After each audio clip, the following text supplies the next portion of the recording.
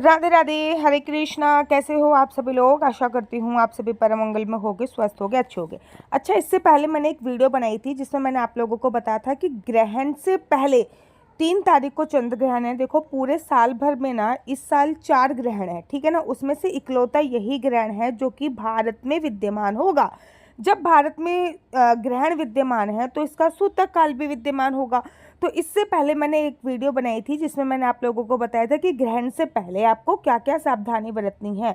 अब इस वीडियो में मैं आपको बताऊंगी कि ग्रहण काल के दौरान आपको क्या करना है, और इसके बाद मैं इसका एक तीसरा पार्ट लेके आऊंगी जो कि होगा कि ग्रहण काल के बाद आपको क्या करना है। अब ग्रहण काल आपका, आप लोगों को पता है कि कहीं कहीं पे तो ग्रहण काल का जो प्रारंभ हो रहा है दोपहर को 3:20 पे हो रहा है, और ग्रहण काल जो सबसे ज़्यादा इफेक्टेड होगा वो 4:24 से लेकर 5:04 के बीच पे होगा। वहीं पे ग्रहण काल जो समाप्त हो रहा है वो 6:47 पे समाप्त हो रहा है। एक बात मैं आप लोगों को खुल के क्लियरली एक्सप्लेन कर दूं कि ऐसा नहीं है कि भैया 3 बजे के आसपास चंद्रमा तो दिखाई नहीं देगा। जब चंद्रमा दिखाई नहीं देगा तो चंद्र ग्रहण कैसे लगेगा? भाई, चंद्रमा दिखाई दे या ना दे तो इसका मतलब ये नहीं है कि ग्रहण नहीं होगा, ठीक है। सूर्य दिखाई देता है या नहीं देता तो इसका मतलब ये नहीं होता कि सूर्य निकला नहीं है। ऐसे चंद्रमा दिखाई दे या ना दे तो ऐसा नहीं है कि चंद्रमा निकला नहीं है।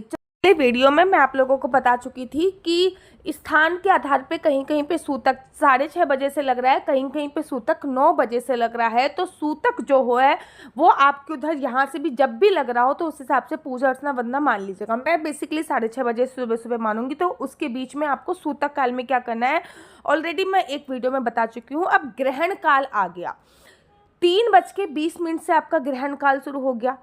ग्रहण काल में सबसे पहला तो आपको भैया टॉयलेट और पोटी नहीं जाना है। सबसे प्रमुख कार्य है टॉयलेट और पोटी नहीं जाना है।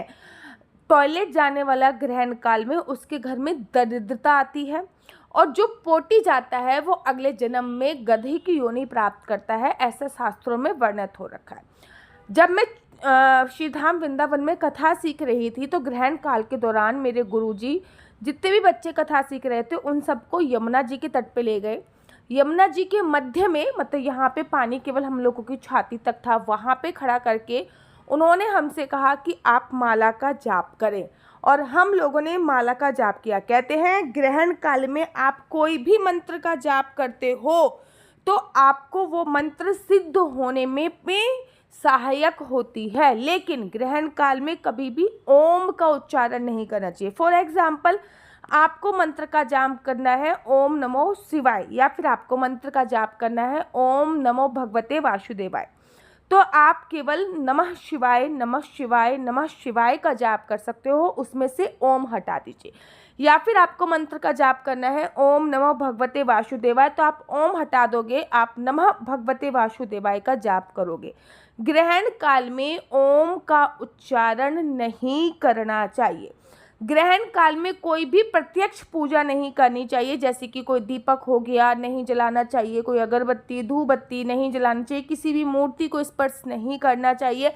इनफैक्ट ग्रहण काल में सोना भी नहीं चाहिए, क्योंकि ये जो समय है ना 3:20 पे अधिकतर महिलाएं इस समय पे सोती हुई मिलेंगी, तो ग्रहण काल में आपको सोना भी नहीं चाहिए। देखो, एक बात ना मेरी गांठ बांध लो, चंद्र ग्रहण में चंद्र देवता कष्ट में है, सूर्य ग्रहण में हमारे सूर्य देवता कष्ट में होते हैं। जब हमारे देवी देवता कष्ट में होते हैं तो इनका बहुत शुभ परिणाम पृथ्वी लोक पर नहीं आ रहा होता। अब बड़े सारे लोग कहते हैं कि ग्रहण काल में हम कोई ग्रंथ का अध्ययन कर सकते हैं। भैया, ग्रंथ को हाथ भी नहीं लगा सकते, उनका अध्ययन तो बहुत दूर की बात है। अगर आपको गीता पढ़नी है, भागवत पढ़नी है, शिव महापुराण पढ़नी है, देवी भागवत पढ़नी, कोई भी ग्रंथ आपको पढ़ना है तो आप YouTube के माध्यम से उसका श्रवण कर सकते हैं। प्रत्यक्ष ग्रंथ हाथ में रखकर उसका अध्ययन नहीं किया जाएगा, इस बात का ध्यान रखना। हमारे शास्त्रों में बताया गया है कि अगर हम ग्रहण काल में अपने पितरों के निमित्त तर्पण करते हैं तो उनको बहुत सर्वोत्तम फल की प्राप्ति होती है, और वो जिस भी योनि में होते हैं वो उस योनि से निकल जाते हैं। तो अपने पितरों के नाम पे तर्पण कैसे करना है, बहुत सिंपल सा तरीका है। एक लोटे में पानी लीजिए, उसमें काले तिल डालिए और गीता की 7वें अध्याय का पाठ पढ़ लीजिए। आप भैया पुस्तक तो उठा नहीं सकते आप, तो आप YouTube के माध्यम से गीता के 7वें अध्याय का पाठ सुन लीजिए। उसके बाद वो अपना मुख दक्षिण दिशा की तरफ करके पितृ पर्वत जो होता है वहाँ से अपने पितरों के निमित्त जल समर्पित कर दीजिए किसी भी बर्तन में, तो वो आपके पितरों के निमित्त तर्पण बोला जाएगा। और वैसे भी ग्रहण पूर्णमासी पे पड़ रहा है और पूर्णमासी पे तर्पण बहुत ज़्यादा इम्पोर्टेंट होता है। कहा जाता है ये जो पूर्णमासी है ना, जिसको होली पूर्णिमा बोला जाता है, ये जो पूर्णिमा है, इस पूर्णिमा पर लक्ष्मी माता का प्रादुर्भाव और चंद्रमा का प्रादुर्भाव भी माना जाता है। अब ग्रहण काल आपका 3:20 पर है। ऐसे में आप लोग अपनी टीवी पर, ठीक है ना, कोई भी मंत्र का जाप, जैसे कि हरे राम राम राम हरे हरे, हरे कृष्णा कृष्णा कृष्णा हरे हरे का जाप कर लीजिए। ग्रहण काल के दौरान ही आप कुछ संकल्प ले लीजिए, जैसे कि 2 किलो आटा निकाल के रख लिए अपने घर से ही, 1 किलो चावल निकाल के रख लिए। अगर 2 किलो आटा नहीं है, 1 किलो चावल नहीं है, तो भैया कुछ पैसे निकाल के रख दिए, तो वो आपका ग्रहण में ही दान करना माना जाएगा। ग्रहण में 1 किलो दान 100 किलो दान के बराबर होता है, इस बात का आपको विशेष ध्यान देना होता। 1 किलो दान 100 किलो दान के बराबर। एक चीज़ याद रखिएगा, जिसने भी मूंगा पहना है, जिसने भी पन्ना पहना है, मतलब कोई भी स्टोन पहन रखा है XYZ, वो सूतक काल प्रारंभ होने से पहले ही अपना वो जो स्टोन है वो निकाल देंगे। ग्रहण काल में जल भी मत पीजिए और भोजन भी मत खाइए। ये नियम छोटे बच्चे, बीमार लोग, वृद्ध लोगों पर लागू नहीं होता है, लेकिन हाँ, जितना यथासंभव हो ग्रहण काल में अन्न और जल का त्याग करना है। ग्रहण काल में अन्न और जल आपको नहीं खाना है। कोशिश कीजिए कि अपने घर की बालकनी के दरवाजे सब बंद करके रखें, कि ग्रहण काल में कोई भी रोशनी कहीं से भी प्रत्यक्ष रूप में आपके घर पे नहीं आनी चाहिए। YouTube पर किसी भी मंत्र का जाप चला दीजिए और वो मंत्र का जाप आप भी करते रहिए, या फिर अगर आपकी गुरु मंत्र है, और देखो अगर गुरु मंत्र में ओम आ रहा है तो उस ओम को स्किप कर दीजिएगा, बाकी आपका जो भी गुरु मंत्र है उसका जाप कीजिए। गर्भवती महिलाएं विशेष तौर पे ग्रहण काल से शुरू होने से पहले ही अपने पेट पर गेरू बना लें, एक बिस्तर पे बैठ जाएं, उस बिस्तर पे फ़ोन के माध्यम से, यूट्यूब के माध्यम से कोई भी मंत्र उच्चारण चला लें। मंत्र क्या होता है, ग्रहण जो है वो नेगेटिविटी बरसा रहा है, मंत्र उच्चारण वो नेगेटिविटी हटा रहा है। और अपने आसपास आप नींबू जरूर गर्भवती महिलाएं रख लें, ताकि जो भी नेगेटिविटी आ रही है वो पॉजिटिविटी में बदलती होती है। तो ग्रहण काल में आपको ये जरूर करना है। एक और वीडियो बनेगी उसके बाद। और ग्रहण काल में नहाना भी नहीं है, इस बात का ध्यान रखना है, ग्रहण के बाद नहाना है, ठीक है ना। इसके बाद एक और वीडियो बनाऊंगी जिसमें मैं आपको बताऊंगी ग्रहण के खत्म होने के बाद क्या करना है, ठीक है ना। होली की पूजा नहीं होगी, इस बात का ध्यान रखना है।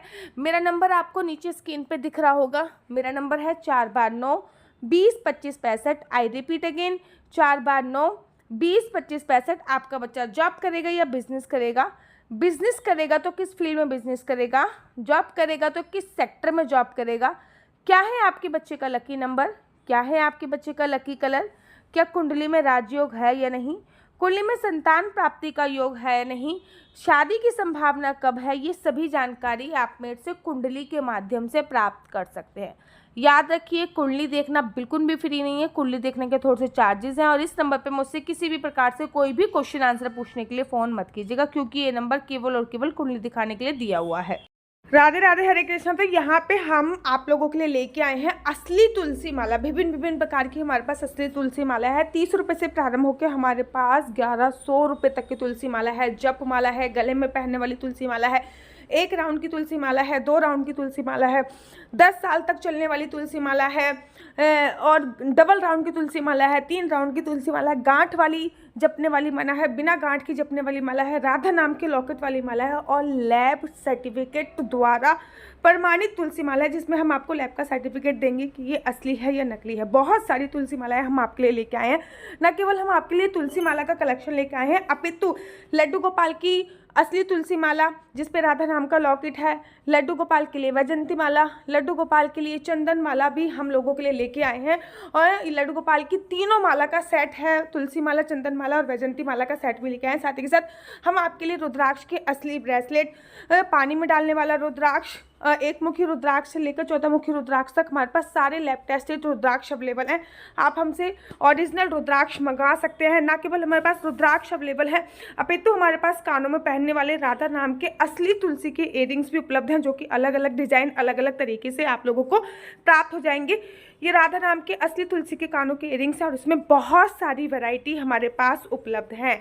आप जल्दी से जो नीचे नंबर दिया गया है उस पर संपर्क करके अपनी चॉइस से कोई भी राधा नाम के इयररिंग्स अपने लिए ले सकते हैं। उनके प्राइस बहुत ही सस्ते हैं, 150 रुपये से 150 रुपये से स्टार्ट होकर मात्र 200 रुपये तक है। और ये है राधा रानी और भगवान श्री कृष्ण जी के चरण, जो आपको अपने मंदिर में जरूर और विभिन्न प्रकार की अलग अलग तुलसी मालाएं आप लोगों के लिए उपलब्ध है। 30 रुपये से प्रारंभ होकर 1300 रुपये तक की तुलसी मालाएं आप लोगों के लिए उपलब्ध है।